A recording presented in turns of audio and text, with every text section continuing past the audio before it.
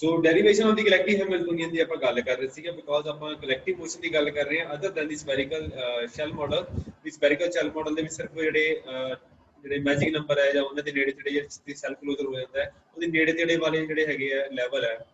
Sorry nucleus ਹੈ ਜਿਹਦੇ ਵਿੱਚ ਸ਼ੈਲ ਕਲੋਜ਼ਰ ਦੀ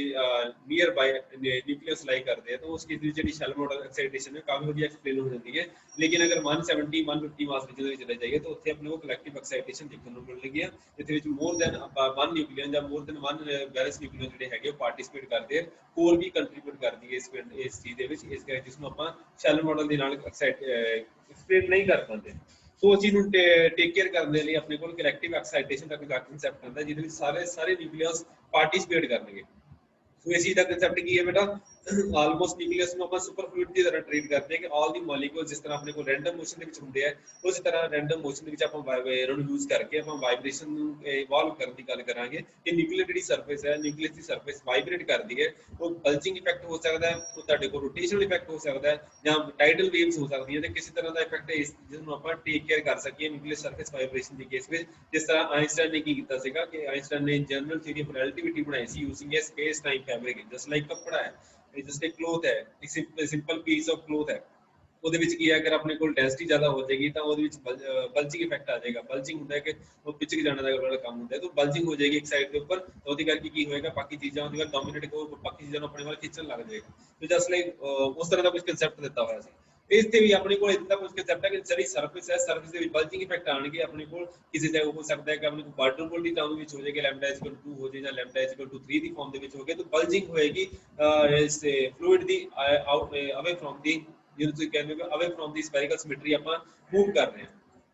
तो पहली गल ਆਪਾਂ ਕੀਤੀ ਸੀ ਕਿ ਇਹਦੇ ਵਿੱਚ ਕੀ ਕੀ ਆਏਗਾ ਹੈਮਿਲਟੋਨੀਅਨ ਦੇ ਵਿੱਚ ਕੀ ਕੀ ਆਉਂਦਾ ਹੈ ਹੈਮਿਲਟੋਨੀਅਨ ਦੇ ਵਿੱਚ ਪਹਿਲੀ ਟਰਮ ਆਉਂਦੀ ਹੈ ਬੇਟਾ that is your kinetic energy and potential energy। kinetic energy the concept ਆਪਾਂ ਪਹਿਲਾਂ ਵੀ ਪੜ੍ਹ ਚੁੱਕੇ ਹਾਂ ਇਹਦੇ ਵਿੱਚ ਵੀ ਹੈਗਾ kinetic energy ਫਾਈਂਡ ਆਊਟ ਕਰਨ ਦੇ ਲਈ ਆਪਾਂ ਨੂੰ ਕੀ ਚਾਹੀਦਾ ਬੇਟਾ velocity ਚਾਹੀਦੀ ਹੈ ਐਂਡ velocity ਦੇ ਵਿੱਚ ਕਿੱਥੋਂ ਆਏਗਾ ਬੇਟਾ velocity ਦੇ ਕੇਸ ਵਿੱਚ ਆਪਣੇ ਕੋਲ 에ਅਰ ਰੋਟੇਸ਼ਨਲ ਫਲੋ ਦੀ ਗੱਲ ਕਰਾਂਗੇ ਬਿਕੋਜ਼ ਆਪਾਂ ਬਲਜਿੰਗ ਇਫੈਕਟ ਦੇਣਾ ਹੈ ਮਤਲਬ ਇੱਕ ਸਾਈਡ ਤੋਂ ਜਿਹੜੀ ਸਰਫੇਸ ਡੈਂਸਿਟੀ ਬਿਲਕੁਲ ਬਾਹਰ ਨੂੰ ਨਿਕਲਣ ਦੀ ਕੋਸ਼ਿਸ਼ ਕਰੇਗੀ ਉਸ ਕੇਸ ਵਿੱਚ ਆਪਣੇ ਕੋਲ ਕੀ ਹੋਏਗਾ ਜਿਹੜਾ velocity ਵੈਕਟਰ ਹੈ ਉਹ velocity ਨੂੰ ਇੰਕਲੂਡ ਕੀਤਾ ਜਾਏਗਾ ਉਹਦਾ ਗ੍ਰੇਡੀਅੰਟ ਲਿਆ ਜਾਏਗਾ ਤਾਂ ਉਸ velocity gradient ਜਿਹੜਾ velocity potential ਹੈ ਉਹਨੂੰ ਆਪਾਂ ਇੰਟਰੋਡਿਊਸ ਕਰਨ ਦੀ ਗੱਲ ਕੀਤੀ ਸੀ that is v is equal to gradient of chi। थोड़ा जब मैं एलैबोरेट कर रहे हैं बिकॉज आप पहले भी पढ़ चुके ज्यादा नहीं रोटेशनल मोशन नहीं है इस करके कर लो v 0 हो जाएगा ਉਹ ਤੋਂ ਆਪਾਂ ਫਾਈਂਡ ਆਊਟ ਕਰਨ ਦੀ ਗੱਲ ਕੀਤੀ ਸੀ ਕਿ ਜਿਹੜਾ ਲੈਪਲੇਸ ਇਕੁਏਸ਼ਨ ਹੈ ਲੈਪਲੇਸ ਨੂੰ ਤੁਸੀਂ ਸਿੰਪਲ ਫਾਰਮ ਦੇ ਵਿੱਚ ਤੁਸੀਂ ਕਿਸ ਤਰ੍ਹਾਂ ਲਿਖ ਸਕਦੇ ਹੋ that can be written in terms of spherical harmonic the farm ਵਿੱਚ ਲਿਖਿਆ ਹੋਇਆ ਬੀਟਾ ਪੈਰਾਮੀਟਰ ਟਾਈਮ ਡਿਪੈਂਡੈਂਟ ਹੈ r ਤੁਹਾਡਾ ਰੇਡੀਅਸ ਪੈਰਾਮੀਟਰ ਹੋ ਗਿਆ तो these are constant beta parameter constant parameter लेकिन ये टाइम डिपेंडेंट है। तो बल्जिंग इफेक्ट ਨੂੰ ਆਪਾਂ ਟੇਕ ਕੇਅਰ ਕਰਦੇ ਸੀ ਗ੍ਰੇਡੀਅੰਟ ਆਫ ਕਾਈ ਜਿਹੜਾ ਇਹ ਜਿਹੜਾ ਤੁਹਾਡਾ ਵੈਲੋਸਿਟੀ ਪੋਟੈਂਸ਼ੀਅਲ ਹੈ ਉਹਨੂੰ ਟੇਕ ਕੇਅਰ ਕੀਤਾ ਹੋਇਆ ਉਸ ਤੋਂ ਬਾਅਦ ਵੈਲੋਸਿਟੀ ਫਾਈਂਡ ਆਊਟ ਕੀਤੀ ਹੋਈ ਹੈ ਵੈਲੋਸਿਟੀ ਤੋਂ ਆਪਾਂ ਕੀ ਆਏਗਾ ਹਾਫ ਐਮ ਵੀ ਸਕੁਅਰ ਦੇ ਕਨਸੈਪਟ ਦੇ ਕੋਰਸਪੋਂਡਿੰਗ ਆਪਾਂ ਨੂੰ ਸੋਲਵ ਆਊਟ ਕੀਤਾ ਸੀ ਸਫੈਰੀਕਲ ਹਾਰਮੋਨਿਕਸ ਦੀਆਂ ਪ੍ਰੋਪਰਟੀਆਂ ਲਗਾਈਆਂ ਹੋਈਆਂ ਬੇਟਾ ਜਿਹੜੇ ਅਲਫਾ ਪੈਰਾਮੀਟਰਾਂ ਦੀਆਂ ਪ੍ਰੋਪਰਟੀਆਂ ਆਪਾਂ ਇੰਕਲੂਡ ਕੀਤੀਆਂ ਹੋਈਆਂ ਪਰ in simple words p half m v square ਨਹੀਂ ਲਿਖਿਆ ਹੋਇਆ ਬੇਟਾ मास ਨੂੰ ਆਪਾਂ ਡੈਂਸਿਟੀ ਦੀ ਫਾਰਮ ਦੇ ਵਿੱਚ ਲਿਖਿਆ ਹੋਇਆ by density equal to mass per unit volume ਔਰ mass equal to density to volume so ਇਹ ਕੀ ਆ ਗਿਆ rho naught into d down to v square ਆ ਗਿਆ ਉਹਦੀ ਕੋਰਸਪੋਂਡਿੰਗ ਆਪਾਂ ਜਿਹੜਾ ਟਾਈਮ ਜਿਹੜਾ ਕਾਈਨੈਟਿਕ ਐਨਰਜੀ ਨੂੰ ਲਿਖਣ ਦੀ ਕੋਸ਼ਿਸ਼ ਕੀਤੀ ਹੋਈ ਹੈ।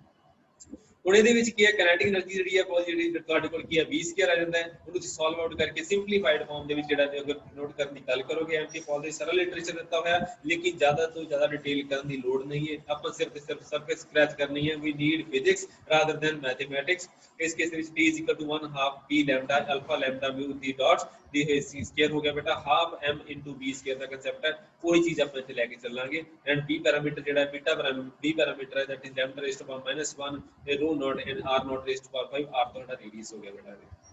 लैम्डा ਤੁਹਾਡਾ ਮਲਟੀਪਲ ਦੇ ਫੈਕਟਰ ਆ ਜਾਂਦੇ ਬੇਟਾ लैम्डा = 1 लैम्डा = 2 0 ਵੀ ਆਉਂਦਾ ਹੈ तो इनर्शियल पैरामीटर हो गया ਤੁਹਾਡੇ ਕੋਲ बीटा ਜਿਹੜਾ b ਪੈਰਾਮੀਟਰ ਇਨਰਸ਼ੀਅਲ ਪੈਰਾਮੀਟਰ ਹੋ ਜਾਂਦਾ तो ਇਹ ਕਾਈਨੈਟਿਕ એનર્ਜੀ ਫਾਈਂਡ ਆਊਟ ਕਰ ਸਕਦੇ ਹੋ।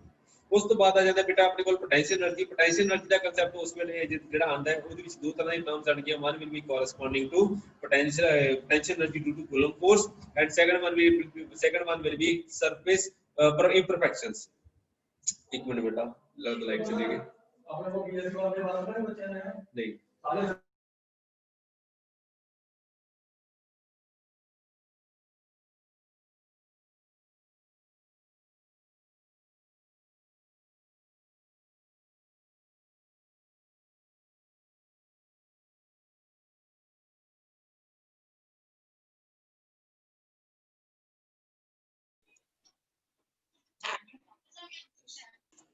हाँ जी बेटा, सो काइनेटिक एनर्जी ਆਪਾਂ find out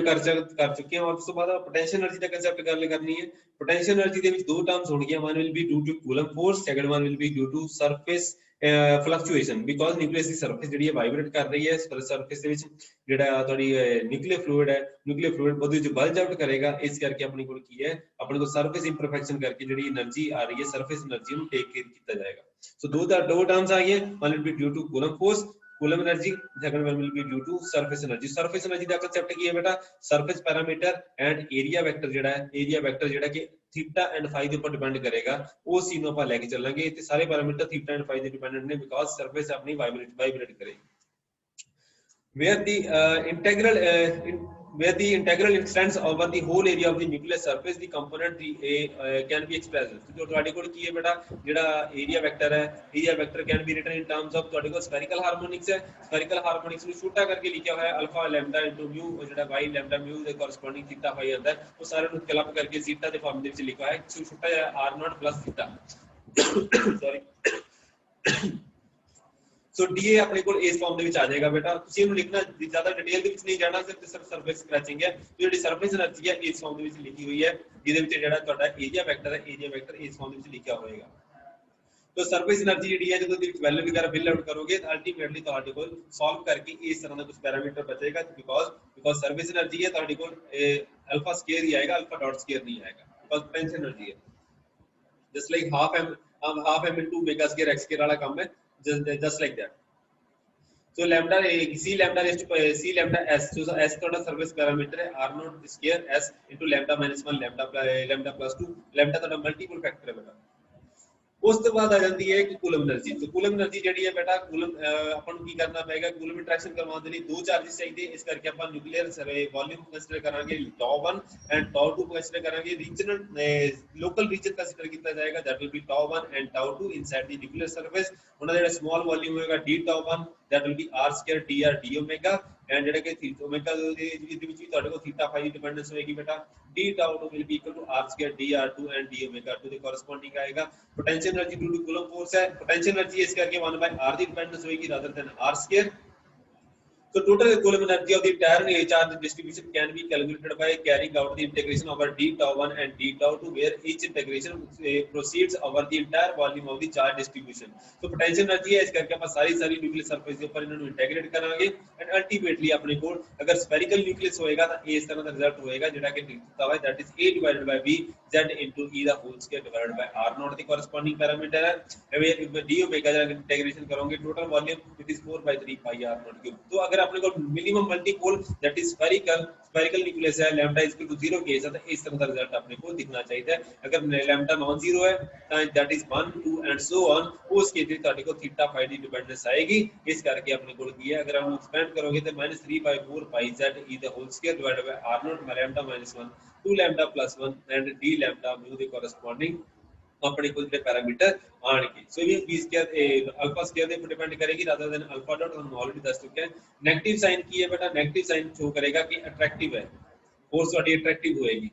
So thus we can say that the equation 3 expresses the coulomb energy of the actual sphere and equation 4 includes the deformation of the terms। So ਇਹਦੇ ਵਿੱਚ ਕੀ ਹੈ ਬੇਟਾ, ਇਹ ਵਾਲੀ terms ਆ ਤੁਹਾਡੀ deformation parameter include करेगी। These are time dependent parameter, deformation parameter। अगर a जो lambda is equal to 0 हो जाएगा तो ये अल्टीमेटली ਤੁਹਾਡੀ ਇਸ ਇਕੁਏਸ਼ਨ ਨੂੰ ਇਕੁਏਸ਼ਨ ਨੰਬਰ 3 ਨੂੰ correspond ਕਰੇਗਾ। अगर नॉन जीरो है तो a वाले factor lambda into theta and pi वाले कॉर फैक्टर ਨੂੰ इंक्लूड ਕੀਤਾ ਜਾਏਗਾ। तो ये चीज ਇੱਥੇ ਲਿਖੀ ਹੋਈ है फॉर नॉन जीरो लैम्डा। तो इसी को सिंपलीफाई करके लिखा जा सकता है, coulomb force that can be written as 1/1/2 c lambda into coulomb energy and alpha lambda mu the whole square हो गया, where c